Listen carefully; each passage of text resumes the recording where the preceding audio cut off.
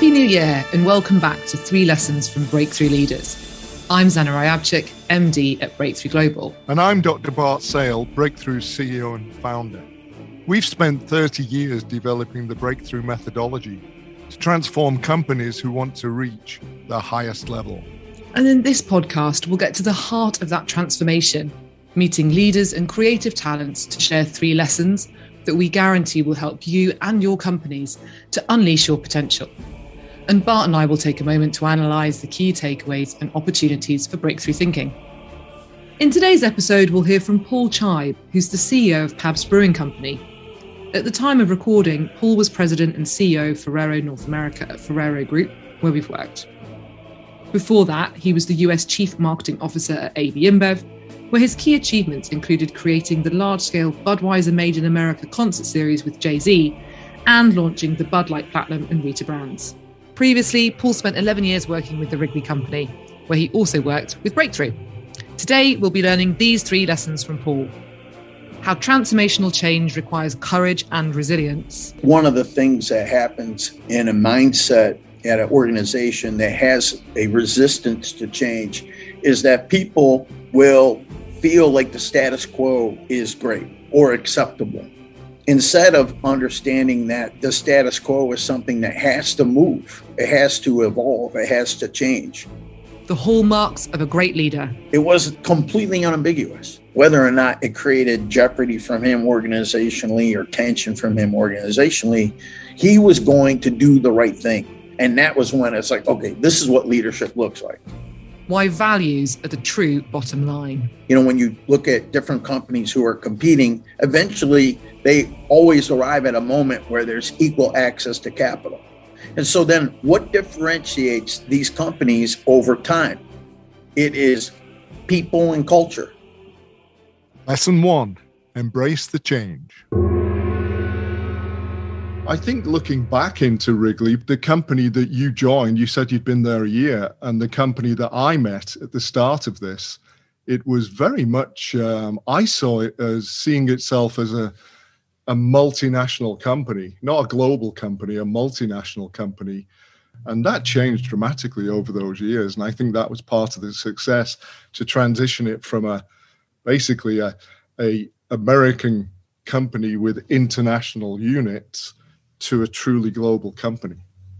Yeah, I believe that was exactly what the intentionality was, and there was a great success there. And I think there were many things that Wrigley had done that were pioneering, even in the moment where we were requiring to transition. I think, for example, Wrigley as an American company very much pioneered using local talent to build the companies in the different parts of the world, and it gave it a great advantage. And I think that foundation of entrepreneurship and trust that it had in people, even if they were of a different culture and from a different part of the world, was why it became such a valuable company later on with Mars. And it was a great time to be part of something that was transformational also for me personally, in learning how to be a leader and how to be someone who participates in organizational change.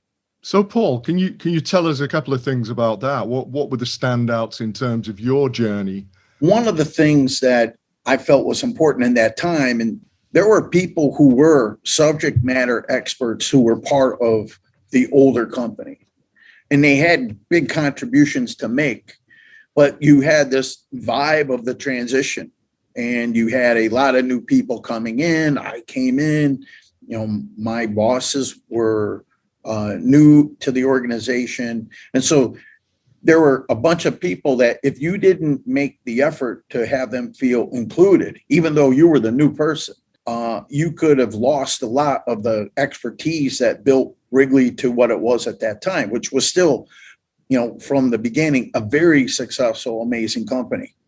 And so I felt like it was very important to include, but also pay respect to the people who had been there that really knew the business, and make sure that you spent the effort to learn from them and acknowledge what they knew. And for me, that was a big part of the learning. I think the other one was, I think that was also a time just in business where transition and change accelerated. Things don't stay the same. Things always change, and you have to have that resilience to deal with change if you're going to be successful. We were in a big moment of cultural transformation, and we were on a journey. People did not know where it would end. We knew we had this aspiration. We didn't know how we were going to get there, which was to make our $2 billion company a $5 billion company in like 5 years' time. And though everyone thought, well, that's kind of crazy, more than double the company. It took us 100 years to get to 2, and we're going to get to 5 in 5 years. So there was a bit of stretch of your imagination, but people went with it. And like you're saying, there was some resistance, but that fell away. And the people who could not change, obviously, then had to move along. But we were able to take that journey and be quite successful because of the preparation to deal with change, and the preparation to deal with transformation, and the preparation to be resilient, to go on a journey that you may not know where it's going, but just to accept that you're on a journey that will end up somewhere positive. So, Paul, I'm interested at the use of your word resilience there, because this has been a key theme throughout, not just the podcast, but for the last 18, 19 months. Every single conversation I have with someone from our community or a client or even friends and colleagues, the word resilience is just the thing that's front and center. What are some of the tips that you could give to an organization who's about to go through an extraordinary transformation like that, or maybe it's a smaller transformation that will help them to really build their resilience, but more importantly, build the resilience of their team? Well, I think one of the things that happens in a mindset at an organization that has a resistance to change is that people will feel like the status quo is great or acceptable, instead of understanding that the status quo is something that has to move, it has to evolve, it has to change. My suggestion and advice to leaders in organizations is to always set the expectation that change is positive and that you have to evolve. And that as a leader, you have to make sure that you're creating the trust relationship with the people, taking them on a journey that is positive. And how you do that is making sure that you're thinking enough ahead, that you're not creating these huge disruptive events, layoff events, that are then looked at with skepticism on an organization in terms of taking you on a positive journey of growth for a company. Set the expectation of constant change. Set the expectation of transformation and evolution.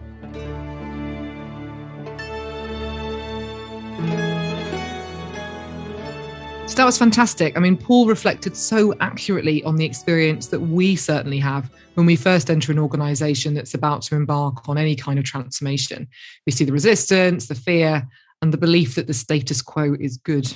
Yes, and I remember with Paul and with Wrigley, remember it was a legacy company.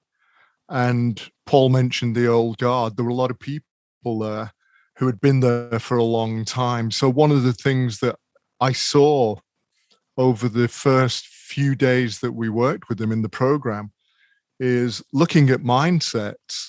There were only a very small proportion of people in that group of 50 of the most senior managers. There were only a handful of people who had a mindset of 5 years into the future. And then there was another small group that had a mindset that was in the current reality.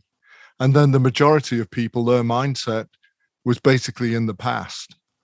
And one of the initial challenges was actually to get people to shift their mindset and shift their belief systems about what Wrigley could be, rather than what they believed Wrigley was.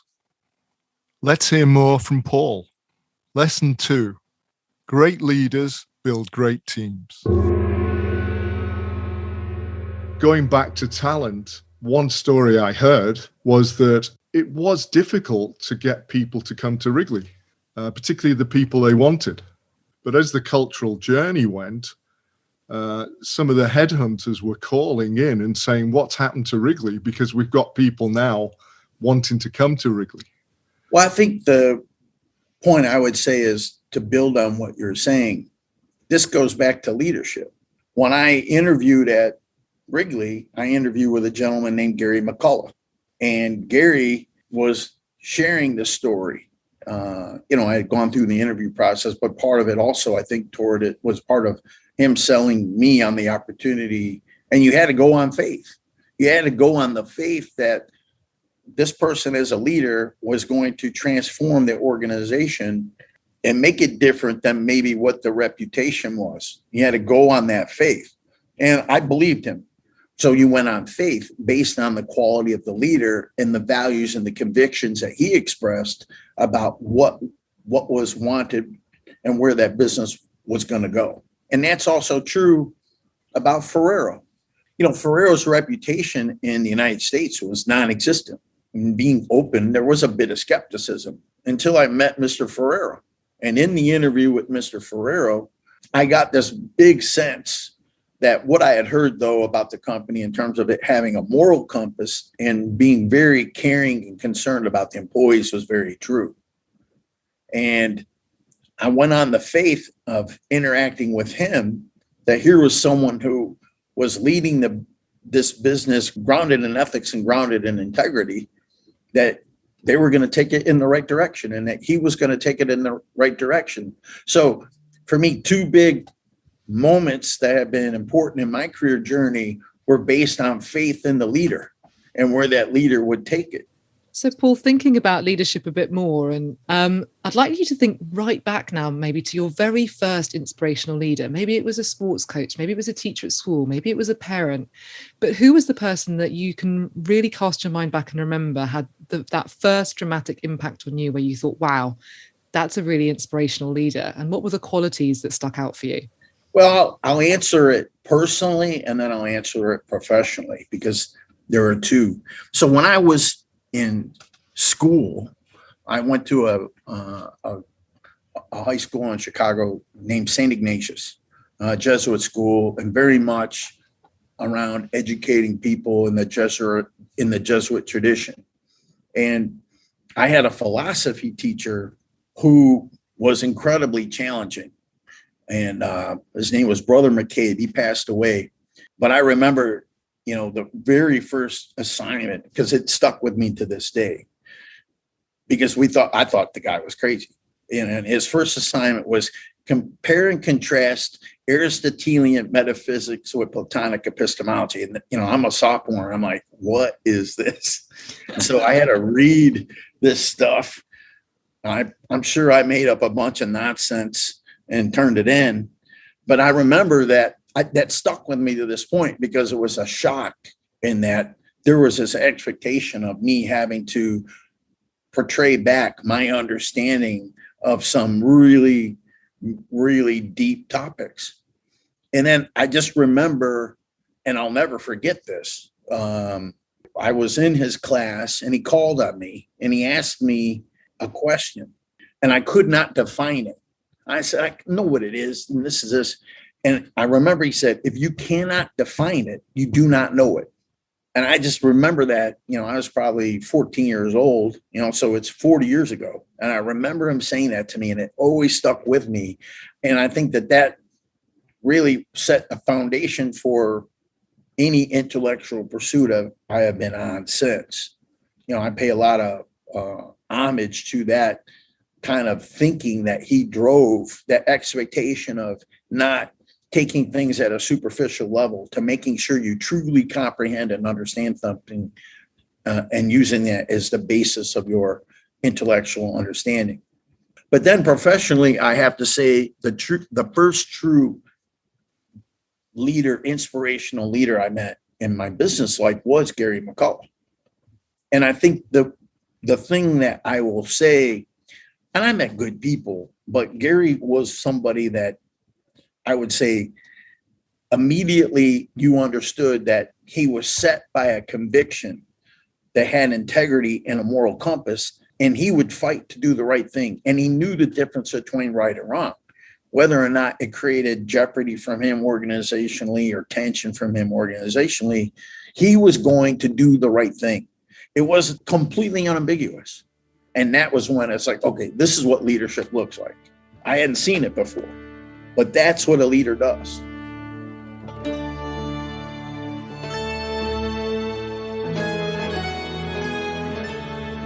Having faith in a leader is so important, and we know from our programs that those with the highest level of success are always led from the front.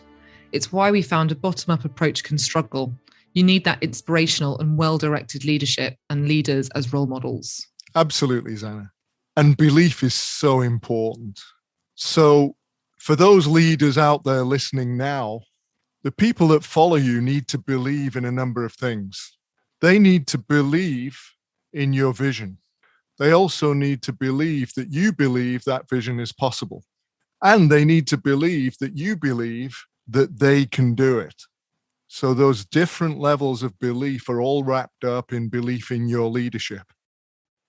That's how important belief is. For sure. And you can't get a better example than Gary. To hear more about Gary's leadership principles, you can listen to our podcast interview with him that was done earlier in this series. Okay, Bart, what's next? Lesson 3, business as a force for good. Business now is probably the most influential force on the planet. You know, my belief is that it can either be a force for good or not so good. And 28 years ago, I came out of the corporate world, and I could see that this influence of business was getting more and more and more. But what I saw also was, if you think, the consciousness of business was lagging behind its effect. So it was affecting lots of people. It was starting to affect the planet in a big way. But the consciousness of business leadership was way behind its effect. What are your views on this and on how business can be a force for good or not so good? Well, I think for me, the first point is looking at where does it begin? And I think it starts for most of us in that your identity as a person is driven by what you do for your living. And I think that that is something that you have to respect in dealing with people and dealing with organizations and dealing with yourself, and that you get your pride very often. And maybe this is positive and maybe this is negative, but it's a reality. You get a lot of your pride from what you do.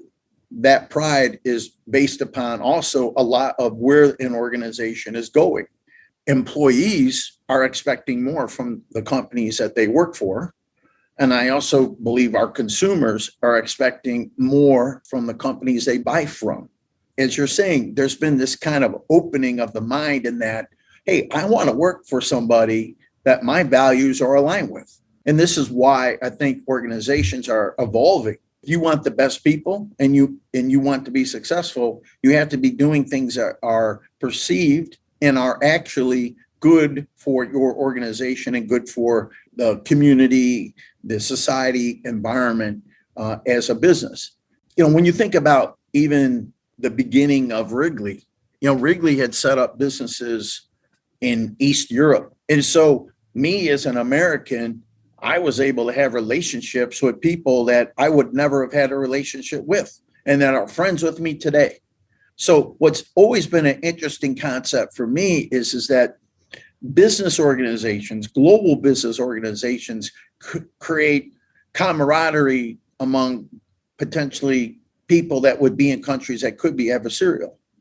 And so that then starts to break down. Wait a minute, that's a person just like me. They have a family, they have children, they want better for their community, they want better for their country, they want better for the planet, just like I do. When you think about globalization, it's globalization of relationships. And I think it's a positive thing. I couldn't agree more. And it brings me back to a program we did a few years ago when they just had the most recent revolution in Ukraine. And my husband's from Ukraine, so we follow all of that very closely. And we were doing a program in Kiev, but with a Russian and a Ukrainian team. And we'd been kind of nervous going in, like, is there going to be some disputes here? Are people going to be frustrated with each other? Is this maybe going to bubble up to the surface over the course of the program? And of course, absolutely not, because they were work colleagues and everybody knows each other's families. Everybody got on incredibly well. And it was just the most inspirational experience for me to see that, so much of this stuff is caused by politics, and actually human beings, as we well know from running the program in so many different countries. At the end of the day, Paul, what you just said is so true. We all have families, we all care about the same stuff. And there's a lot more that unites us than that which divides us. They ended up with their arms around each other singing, didn't they? Yeah. Incredible. This is where business can be transformational, because it's that trust relationship that comes from business and people getting to know one another as real people that can step change transformation. So I think that will be easy for our listeners to get behind. And, as Bart and I said, we completely can see that side of it and have experienced it for ourselves. And it's something really wonderful. I think where many people get confused about the negative aspects is when we look at problems with sustainability or problems with greed. How do you think that the corporate world is starting to address that now? Because for a long time, you'd just have a little tab on your page, wouldn't you, about sustainability, and it didn't really mean very much. But these days, as you were saying before, with consumers really demanding more from companies, it has to mean something, right? Well, I think that companies, again, from their associates and consumers, are becoming aware of the impacts that we make on our environment. There's a new market force, not just supply and demand, that influences whether a business is successful. You use that word sustainable. I think people also are smart. People understand that if you want to make money in the long term, you can't destroy the environment you're in. And if you're going to have a successful business, you can't destroy the sources of your ingredients or materials or everything else that you consume in the production of your business. So I just think that the mindset is changing, and I think that comes from us becoming more aware. That's a great point, Paul. And I like the word you used earlier, which was it's an evolution. There's evolution going on in the natural world, and that's probably much slower, but there's an evolution going on in our mindset.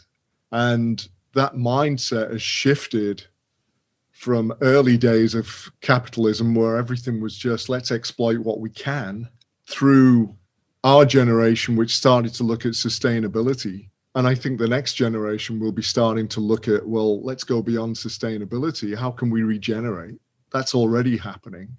And I think one of the key factors as well is the generational factor. But each generation, to me, seems to be much smarter, much more aware, and they put their choices behind their values and what they think is good for the planet and good for humanity. Yeah, absolutely. We see it because we see it in the way that our associates convey their expectations on us as an organization. And then when you look at where business is today in terms of the search for talent, and this is very much a global dilemma we're in. There is a shortage of talent in the marketplace. As an associate, you have choices. You can choose, do you want to work for company A or company B? And so, to use your context of evolution, natural selection will play a role. If your company cannot attract top talent because its values are out of step with where your potential associates are, you're not going to make it. And if you go back into our finance days, and you go into finance theory, one of the things that's always said about capital markets is that eventually, when you look at different companies who are competing, eventually they always arrive at a moment where there's equal access to capital. And so then what differentiates these companies over time? It is people and culture. And it's the culture that transforms them and makes them more competitive or less competitive to the other company that's their size, has the same access to capital. And that was why, going back to the beginning of our conversation this morning, why this whole discussion around Wrigley, that transformation of culture, was the platform that enabled it to be successful. I'd like to add something more about this idea of the consciousness of business, because that's moved so much in recent years. In a way, if I think about breakthrough, there was a type of spiritual vision behind Breakthrough, as well as a company vision. And the spiritual vision was to help leaders and help organizations and people who work in organizations have the tools that would enable them to raise their consciousness so that whatever they're doing, whatever business that they're in, that they're doing more than just growing the business. They're actually doing more than that. They're growing themselves, they're growing their families, they're growing the people around them. And the idea that raising of consciousness would eventually create leaders who would then be much more responsible in the businesses that they manage and they create, so that business does become a force for good for everybody. That was actually at the heart of Breakthrough from the moment we started it. And that's so inspirational. I think it ties in incredibly well to where we are today. And I remember a CEO who's worked with us many, many times. We'd sort of lost a little bit of sight of that, hadn't we, at one point? He said, hey, you need to bring back one of your taglines, which is the spirit of Breakthrough creates new futures. And so we started to use that again more and more. And I think it sums up exactly what you're saying in that idea of raising the consciousness and that kind of intangible spirit that is Breakthrough. Now, onto our hot seat. This is the part of the show at the end of each episode where we ask our guests quickfire questions to learn more about their views on life, what's important to them, and to learn about their habits for high performance. So, Paul, first up, what brings you energy and motivation in your everyday life? Well, I'd like to see impacts. For me, one of the great things that comes from being in the positions that I've had, either in marketing or in general management, is that you can see the product and result of your effort. And that motivates you. It gives you a reason to get out, and that, hey, I'm going to get out of bed today and I'm going to make a difference. And I'm seeing the difference I'm creating in the results that come. And that for me is very motivating. Finish this sentence. Success is? Never a straight line. I like that. I like that. And then finally, what inspires you in life? I think my inspiration comes from being optimistic. Why be pessimistic? I'm optimistic, and I think that the days ahead will always be better. We just got to keep on our track and remember. And I think people of good conscience everywhere around the world will drive us that direction naturally. That's where it will go. We've got a wide range of listeners on this podcast, our community, and from CEOs like you through to people who are just starting their career. And if we think about the people that are just starting their career, what advice would you give them from your point of view on your journey, a very successful journey with its ups and downs, but what advice would you give to the ones that are starting out? Well, I share this with people quite often. I think the first bit of advice I would give to anyone that is starting out is to be curious. And hopefully you're innately curious, because I think it's that curiosity that is going to open up many doors for you because of the questions you ask and the investigation you do in terms of getting to a better understanding of the business you're in, the processes you're in, the people around you, the culture you're in. And I think that is especially important for you to be successful. You have to be curious. And so that would be my first bit of advice. The second one would be to make sure that you build your capability and creativity. Solutions to business and solutions in your personal life often are built, the best ones are built on you coming up with creative solutions to the problems. And creativity, really, if you think about all of the great business leaders, they've had some gift of creativity that they've deployed in running or building their business. And I think the other one is always carry an entrepreneurial mindset. And that to me is the foundation of what eventually it is to be a senior executive like a CEO. Because when you're an entrepreneur and you're starting out, you're responsible for everything. You've got to find out how to get it made. You got to find the people to make it. You got to pay the light bill. You got to make sure you're handling the tax. You got to handle the recruiting. You're every function wrapped in one when you're the entrepreneur. With that entrepreneurial mindset, carry forward also the humbleness to learn from everyone you're working with. Because you may learn something today that 30 years from now, you can use in a meeting or a conversation on a business problem that you have. Like, wait a minute, I remember this. These things can express themselves to opportunities later on. Fantastic. Great. Thank you, Paul. Paul, our listeners may want to ask you a question or get in touch with you or just find out a bit more about you. What's a good way for them to do that? Would that be through social media? Should they get in touch with us and we pass it on to you? What's the best thing? I would say the best way is to send me an in message on LinkedIn. Perfect. I'm very easy to find there, and you can send me a note and I'll do my best to respond in a timely manner. Well, they'll be very grateful for that. And I know that we certainly are. Paul, it's been an absolute pleasure today. Thank you so much for your generosity of time and generosity of advice. I know that our listeners will be really, really excited to listen to this podcast. Thank you for joining us for today's 3 lessons. Do make sure you hit the subscribe button and join us next time for another 3 lessons from Breakthrough Leaders. And you can reach out to us at Breakthrough Global on LinkedIn or Facebook, or via Twitter at Radiant Clarity, or on Instagram at Global Breakthrough. And we'd love to hear from you, your feedback and your own leadership stories. We'd also love for you to share this episode on your own social media and review and rate this podcast on your player of choice, as we want to spread these transformative lessons as widely as possible. And finally, a huge thanks to our production team, Yulia Sheltisova at Breakthrough Global and Robin Leeburn at Fairley Media. And of course, thank you for listening. See you next time.